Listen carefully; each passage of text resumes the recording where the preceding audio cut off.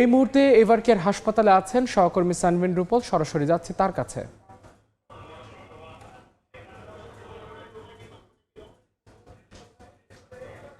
BNP chairperson Begum Khaleda জিয়াকে আসলে শেষ বিদায় জানানোর যে আনুষ্ঠানিক প্রক্রিয়া সেটি এভারকেয়ার হসপিটালে চলছে।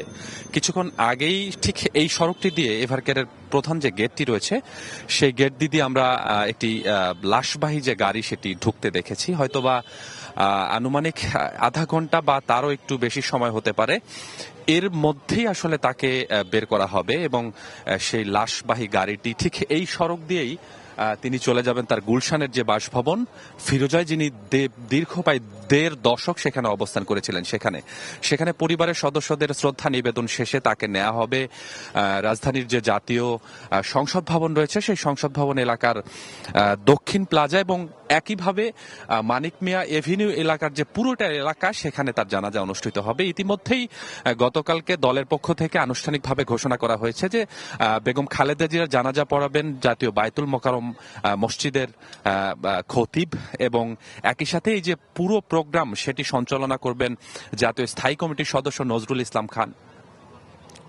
এবং পরবর্তীতে সেখানে জানাজা শেষ করে আনুষ্ঠানিক যে রাষ্ট্রীয়ভাবে তাকে সম্মাননা এবং দলীয়ভাবে তাকে সম্মাননা সেটি করার পর তাকে সমাহিত করা হবে তার স্বামী শহীদ প্রেসিডেন্ট জিয়াউর রহমানের যে কবর রয়েছে তারই ঠিক পাশে। ইতিমধ্যে সেখানে কবরও প্রস্তুত হয়ে গেছে এবং বলা যায় যে তাকে দাফন করার যে আনুষ্ঠানিক প্রক্রিয়া সেটি কিন্তু সকাল থেকেই শুরু হয়েছে এবং সেভাবেই চলছে। এভারকেয়ারের সামনে আমি এই মুহূর্তে রয়েছি, নিশ্চয়ই আমার ফ্রেমে আপনারা দেখতে পাচ্ছেন যে অসংখ্য আইন শৃঙ্খলা রক্ষাকারী বাহিনীর সদস্যরা এখানে উপস্থিত হয়েছেন। বিশেষ করে সকালে কিছুটা কম থাকলেও বেলা বাড়ার সাথে সাথে কিন্তু সেই সংখ্যাটা আরো বাড়ানো হয়েছে। বিশেষ করে পুলিশ, র্যাব, বিজিবি সহ অন্যান্য আইন শৃঙ্খলা বাহিনী এবং একই সাথে তার যে এসএসএফ সদস্য এবং সেনাবাহিনীর যে সদস্যরা রয়েছেন তারাও কিন্তু এখানে উপস্থিত হয়েছেন এবং একদম শেষ পর্যায়ে তাকে নিয়ে যাওয়ার যে প্রস্তুতি সেটি চলছে। আমার ক্যামেরায় আপনাদের একটুখানি দেখানোর চেষ্টা করি, আমার সহকর্মী একটু দেখাচ্ছেন আপনাদের।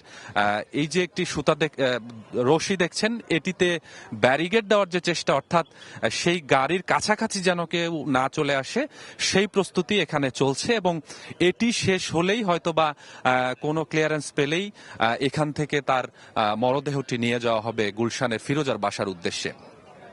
গতকালকে এই যে সংবাদটি আসলে প্রকাশিত হয়, অর্থাৎ 3 বারের সাবেক প্রধানমন্ত্রী মহিয়সী সেই নারী, গণতন্ত্রের অগ্রযাত্রায় যিনি অগ্রণী ভূমিকা পালন করেছেন সারা জীবন, তার এই মৃত্যু সংবাদ যখন ভোরবেলায় আসলে বিএনপি নেতা সহ সারা দেশেই গণমাধ্যমে প্রকাশিত হয়, তারপর থেকেই কিন্তু বিএনপি নেতাকর্মীদের যে শোক সেই প্রতিচ্ছবি মানুষ তাদের চোখে মুখে আমরা লক্ষ্য করেছি। একই সাথে ভোরবেলা যে এরকম একটি সংবাদ তারা শুনবেন এটি কিন্তু কখনোই তাদের প্রত্যাশিত ছিলই না। তারা বলছেন যে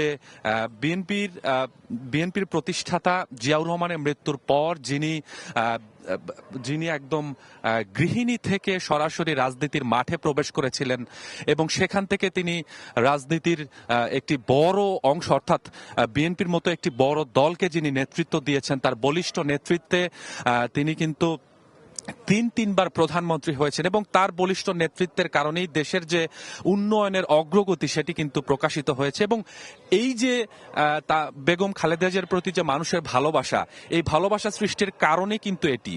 এবং নেতাকর্মীদের মুখ থেকে এখন পর্যন্ত শোনা যাচ্ছে যে তিনি যতদিন পর্যন্ত ক্ষমতায় ছিলেন এবং ক্ষমতার বাইরেও যতদিন ছিলেন, তিনি প্রত্যেকটি সময় অর্থাৎ সারা জীবন কিন্তু দেশকে নিয়ে, দেশের মানুষকে নিয়ে এবং দেশকে কিভাবে এগিয়ে নেওয়া যায়, দেশের গণতন্ত্র যখন বাকরুদ্ধ হয়ে গেছিল তখনও কিন্তু তিনি গণতন্ত্র পুনরুদ্ধারের জন্য তার নেতৃত্বে তিনি বিভিন্ন সভা সমাবেশ এবং কর্মসূচি করেছেন এবং তারই ফলশ্রুতিতে আমরা দেখেছি যে বিভিন্ন ধরনের কর্মসূচির অংশ হিসেবে আমরা দেখেছি গণতন্ত্র পুনঃপ্রতিষ্ঠিত হওয়ার যে রূপরেখা সেটি তৈরি হয়েছে।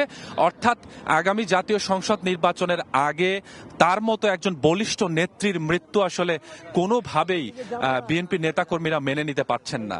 তারপরেও বলছেন যে এই যে শোক যেটি প্রত্যেকটি মানুষের মনে হৃদয়ে গেঁথে গেছে, এই শোককে তারা শক্তিতে রূপান্তর করতে চান এবং আগামীর যে নির্বাচন সেটি তারই পুত্র তারেক রহমানের নেতৃত্বে সেই রূপরেখার বাস্তবায়ন হবে এবং সেই শোককে শক্তিতে রূপান্তর করে আরো বেশি এগিয়ে যাবে দেশ, এমনটি প্রত্যাশা তাদের নেতাকর্মীদের। সব মিলিয়ে আমরা গণমাধ্যম কর্মীরাও এখানে সকাল থেকে অপেক্ষা করছি যে আসলে কখন তাকে নিয়ে যাওয়া হবে। যদিও আনুষ্ঠানিকভাবে বলা হয়েছে যে 8টার কিছু পরে এভারকেয়ার হসপিটাল থেকে তাকে নিয়ে যাওয়া হবে সরাসরি তার ফিরোজার যে বাসা, দীর্ঘদিন তিনি যেখানে অপেক্ষা বা বসবাস করেছেন সেখানে, এবং সেখানে পারিবারিকভাবে শ্রদ্ধা নিবেদন শেষে তাকে দাফন করা হবে।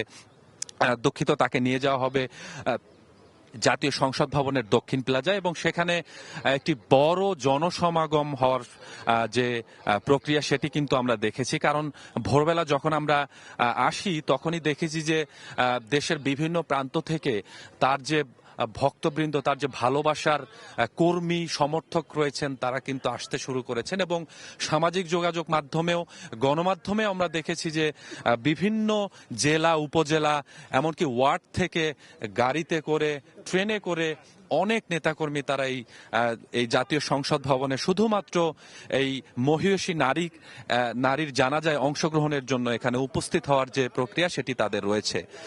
তো এখানে নিরাপত্তা আরো বেশি বাড়ানো হয়েছে।